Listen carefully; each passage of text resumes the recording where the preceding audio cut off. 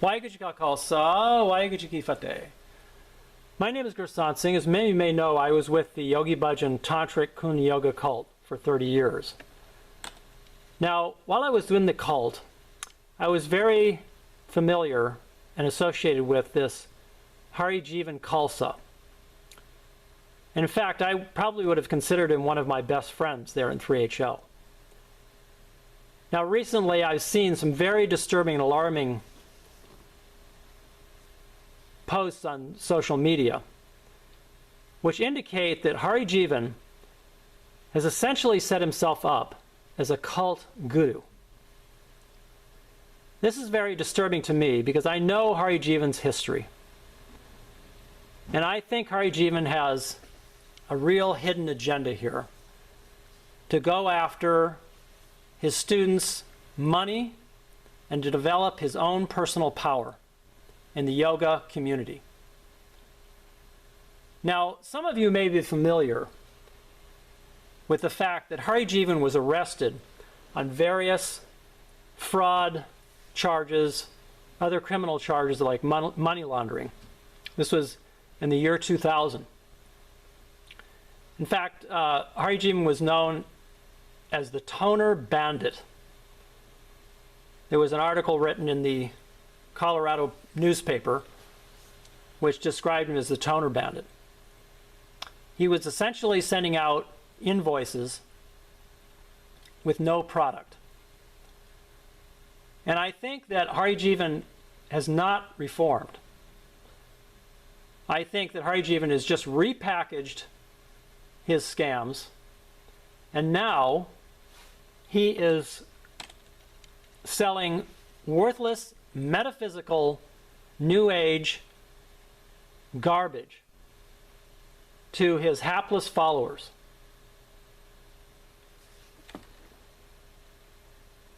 You can see here how his followers put flower petals down for him. They essentially worship him. It's really sad to see, and very disturbing actually, how this criminal who spent time in prison, 18 months to be exact, in federal prison, is now treated like a cult guru. And essentially, he's only delivering worthless, metaphysical stuff to these hapless students. Let's do some real research into Harijiwan's activities and his past. And then you can decide if he's really reformed or not. Now, like I said, I knew Harijiwan for 25 years, and I never ever saw him teach a yoga class before 2005. He was always involved in these shady business practices and had a bunch of shady characters that he associated with. There's one attorney that was arrested and spent time in jail as well, that Harijiwan was associated with. I never saw him teach any yoga classes before 2005. Harijiwan was involved with this neuro-linguistic programming, which is very manipulative. They use hypnosis and other psychological manipulative techniques in order to manipulate people into doing what they want. I actually was certified in NLP, they call it, and I went to classes with this Richard Bandler and Grinder when they originally started back in the early 80s. Richard Bandler was arrested for murder, and Harijiwan took up a good friendship with this Richard Bandler. He spent a lot of time with him, and he would tell me stories about how Richard Bandler and him would be in close contact, and these very small meetings that they would have, maybe just him with Richard Bandler, talk about how to manipulate people and how to do these neurolinguistic programming techniques. So I think this is very questionable about the techniques that Harijivan uses. He also uses his face reading, which is very manipulative as well. And I have had letters from some of Harijivan's ex-students that talk about how they didn't like these manipulative techniques that Harijivan uses. But you can see here how some of Harijivan's students have essentially taken up worshiping him.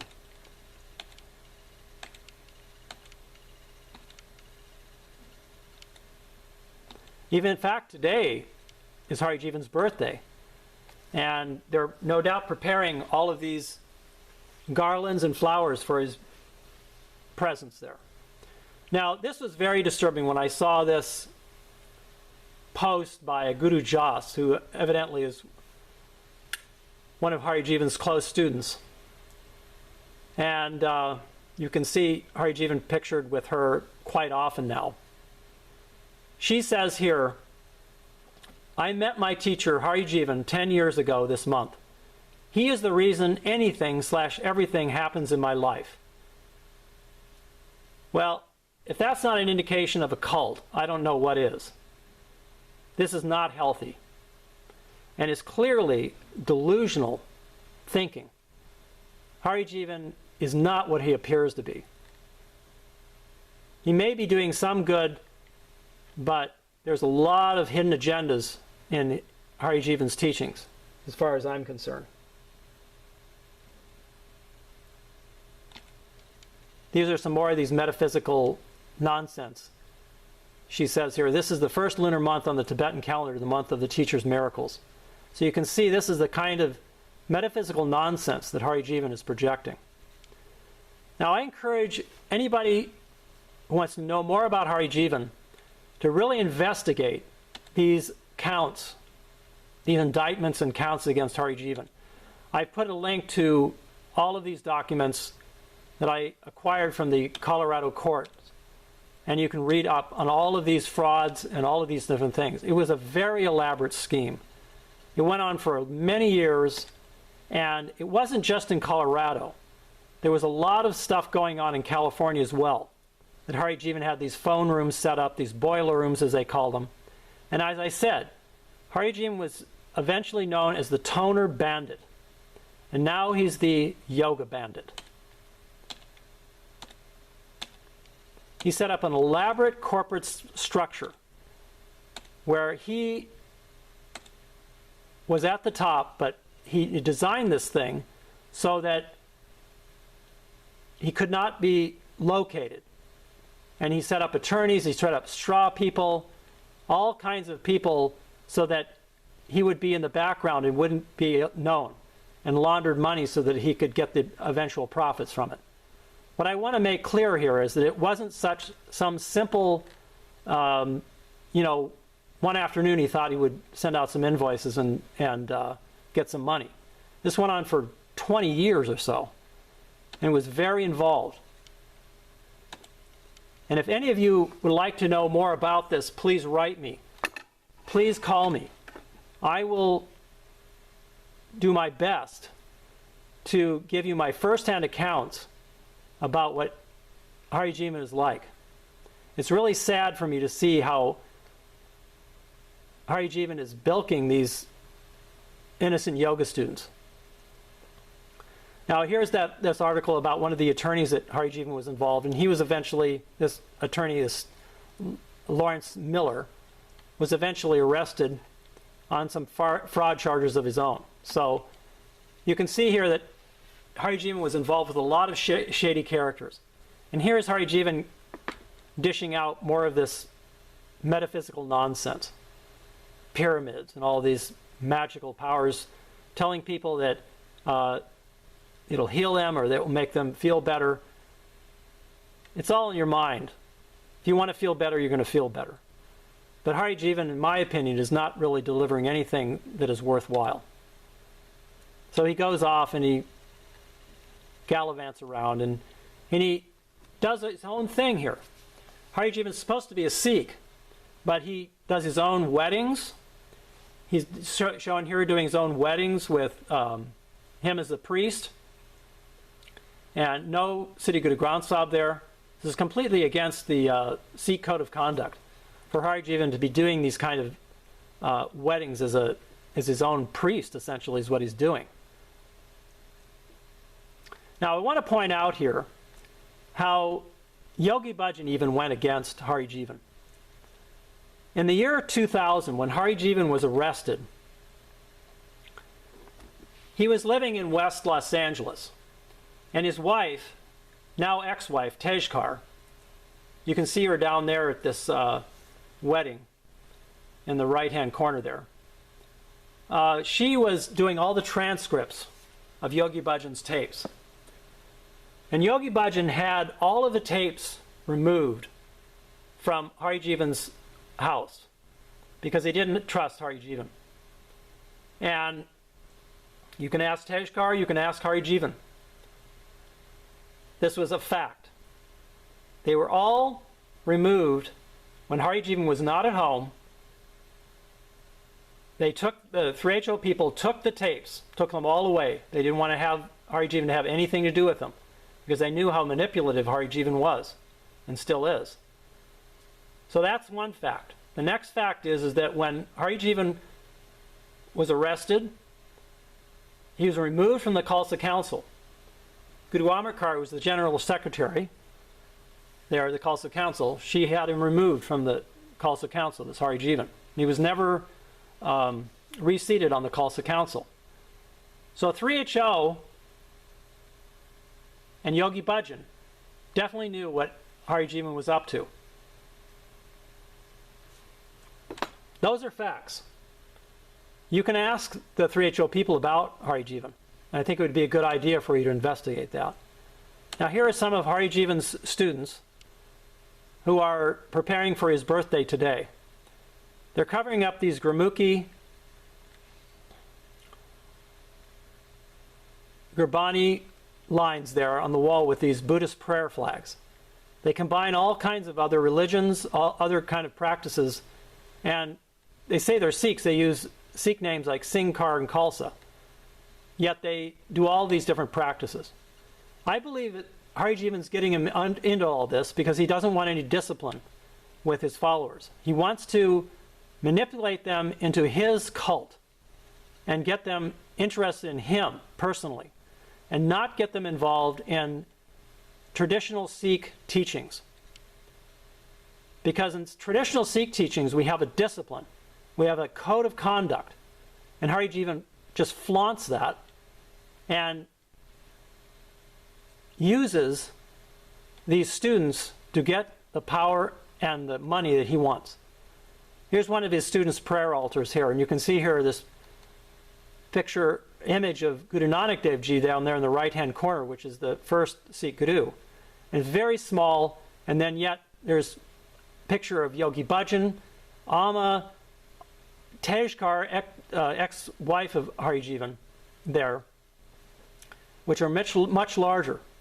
And this is this hodgepodge of New Age thinking these Yogi Bhajan people and these Harijivan people now are involved in. You can see it's a lot of these New Age people who come to Harijivan's classes. And he beats this gong and he tells them, oh, this will be healing, this will be great for you. When it's just a bunch of metaphysical nonsense. He's just doing the same thing as sending these invoices out with no product. Instead of being the toner bandit, he's now the yoga bandit.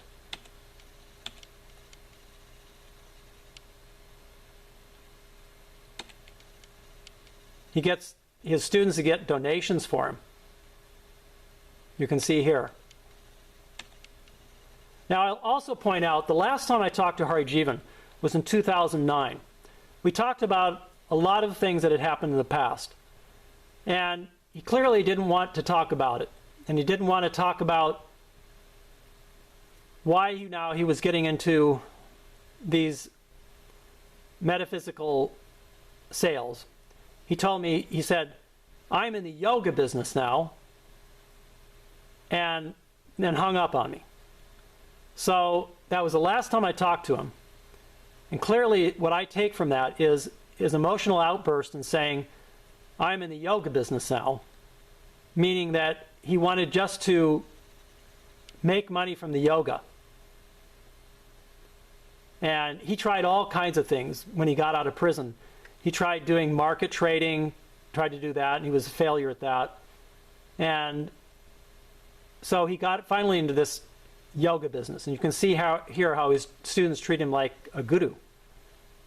Notice this big dollar sign there on this Harijivan student's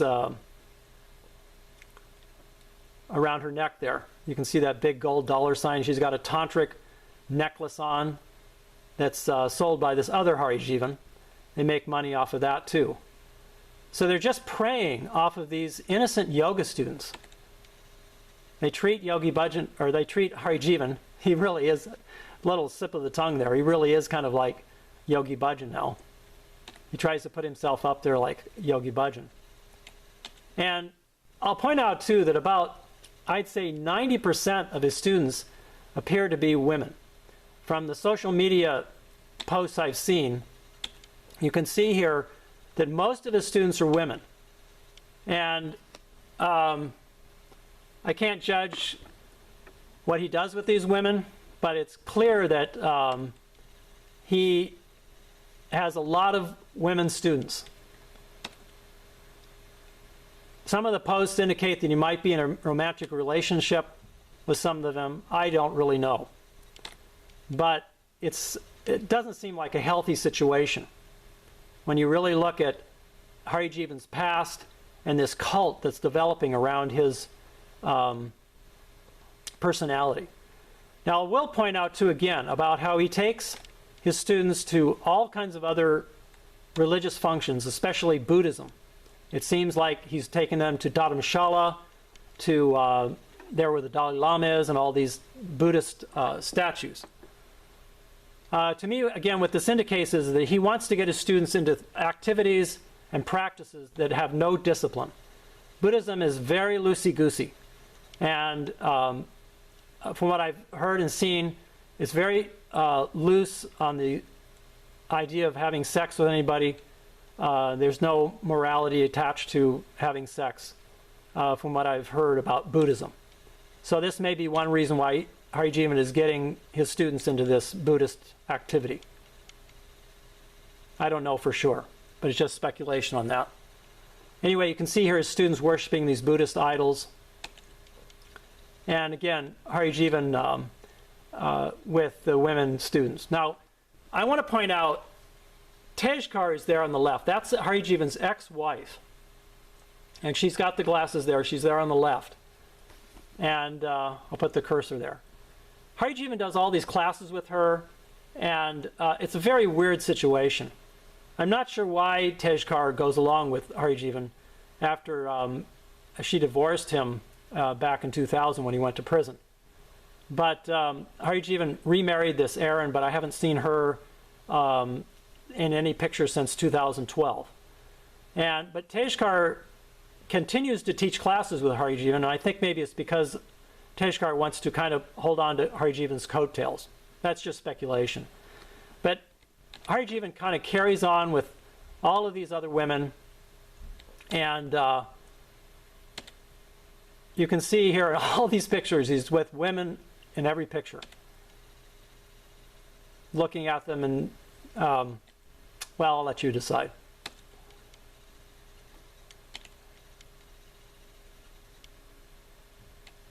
Seems like with this woman he's developed sort of a special relationship. We'll let you decide what that involves, but it doesn't seem healthy. It doesn't seem the way that